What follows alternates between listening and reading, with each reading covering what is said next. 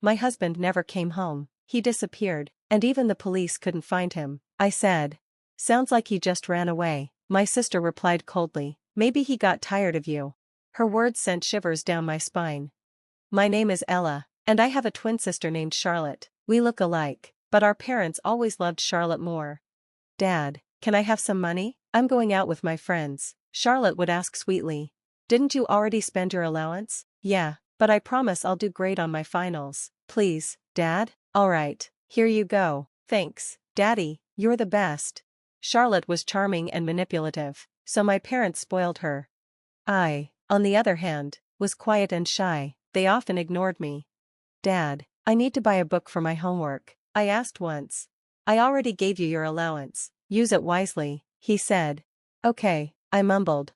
Charlotte wasn't satisfied with just being the favorite, she wanted everything I had, too. Hey, Ella, I like that outfit, I want it, she said one day. No, I bought this with my allowance, I protested as she rummaged through my drawer. I think it'll look better on me, I'm taking it. Stop, that's mine, Mom. Ella's being mean, Charlotte cried out.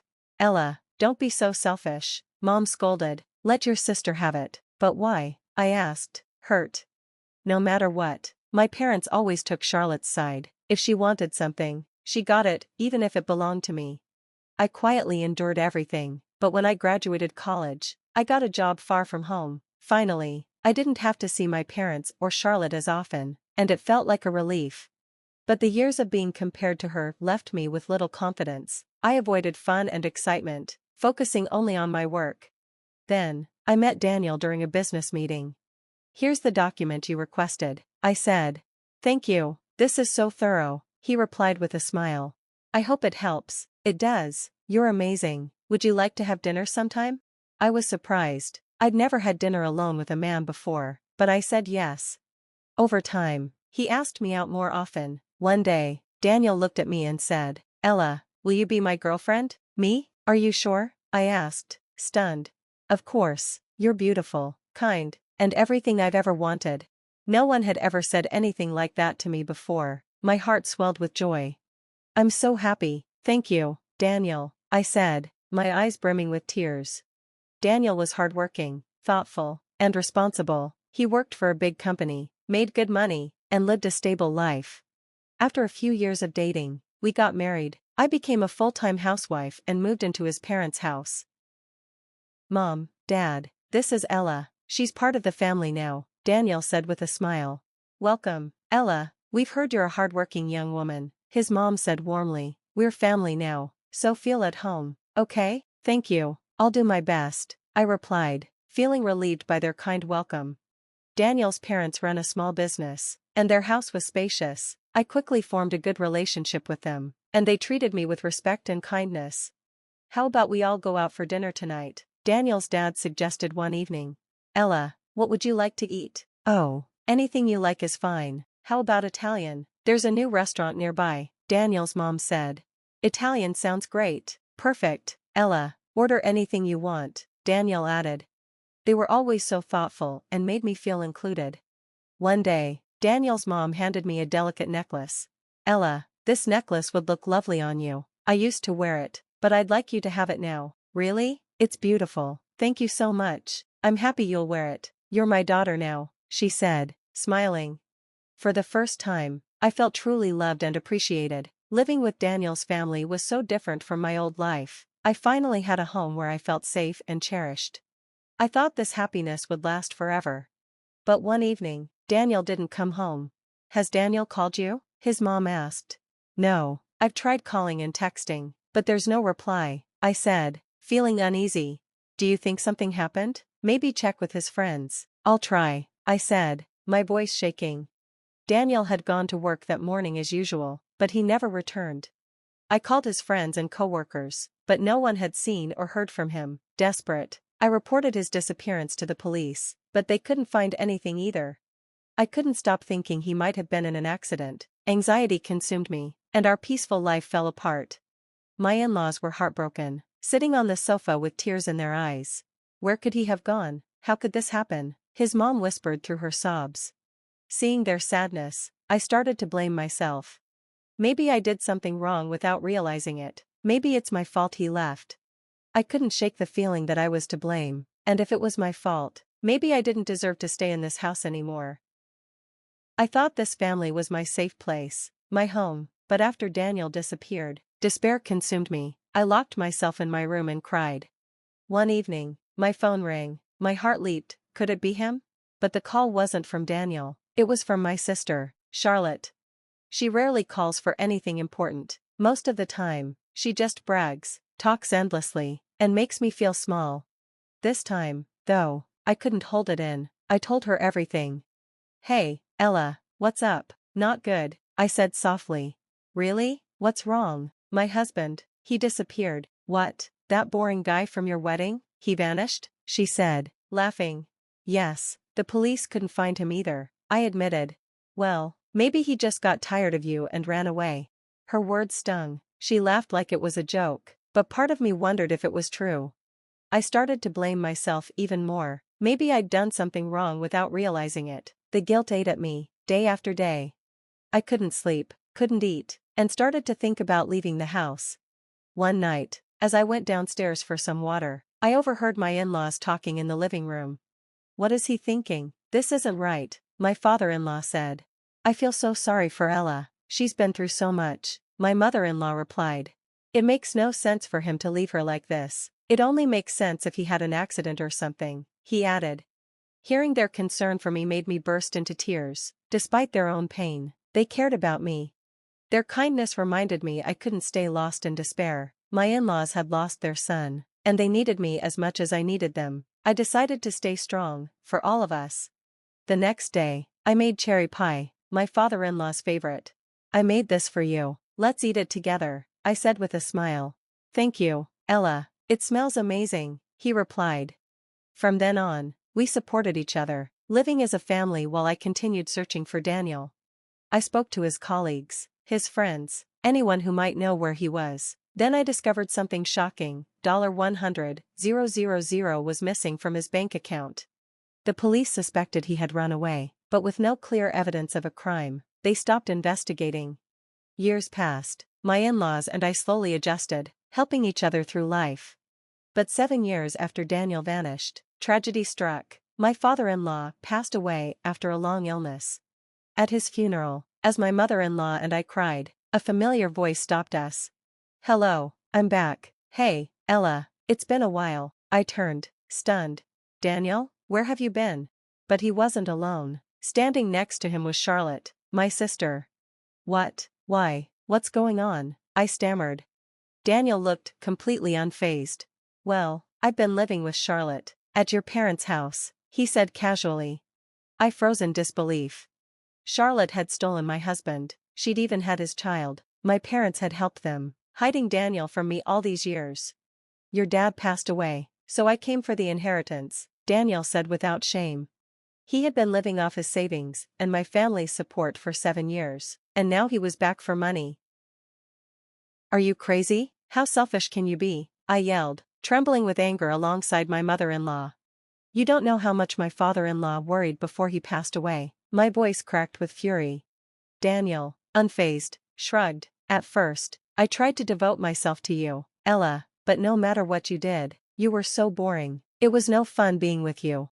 Yeah, Charlotte chimed in with a smirk. Ella, you're super boring, but I'm different. I've got the same face as you, but I actually know how to live.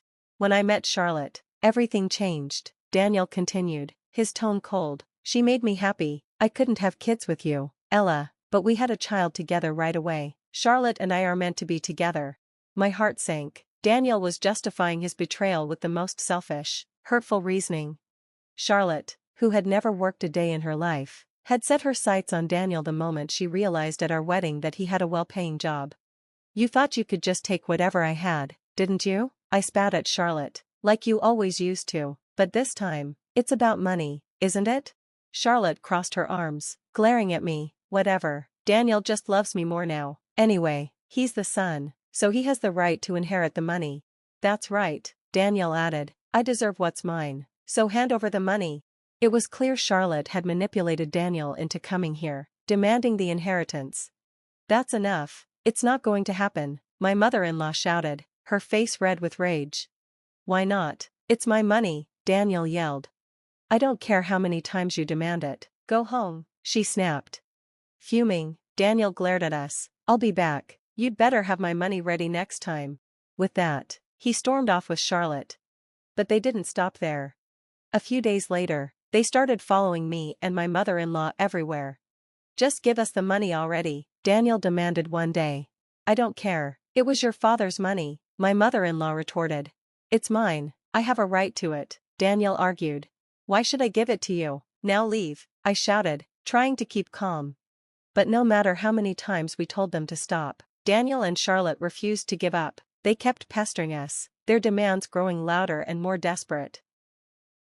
I was just about to send them away when my mother-in-law stepped out from the back of the house. Are they here again? She asked, her voice heavy with annoyance. Yes, I replied.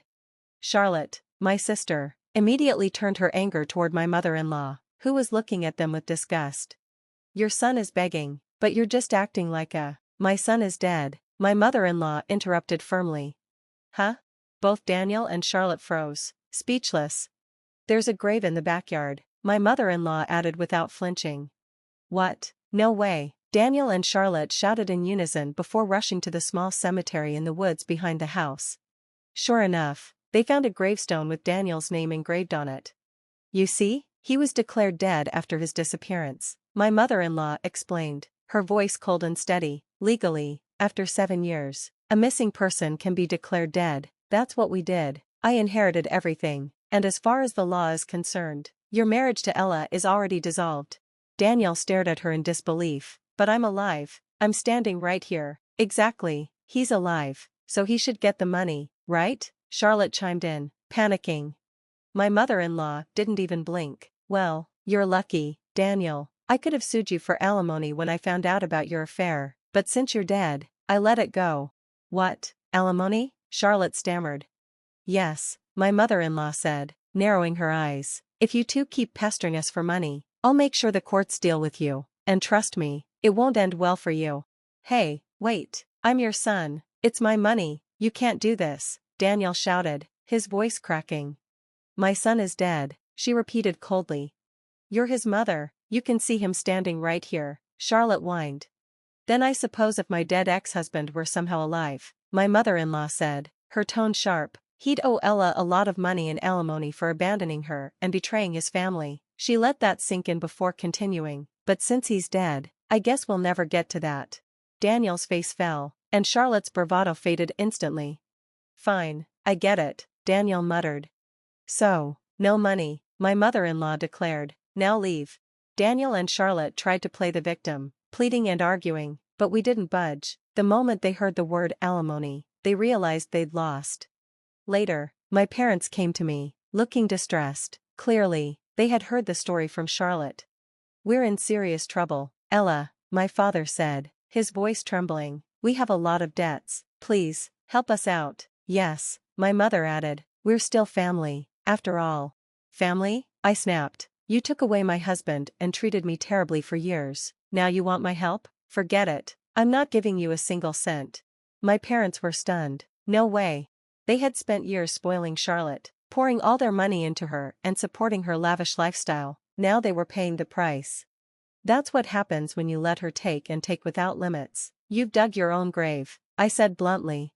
It turned out Daniel had been freeloading at my parents' house without working, relying on his savings. Meanwhile, Charlotte had spent recklessly, completely ignoring their financial situation. Raising a child on top of that only added to their expenses.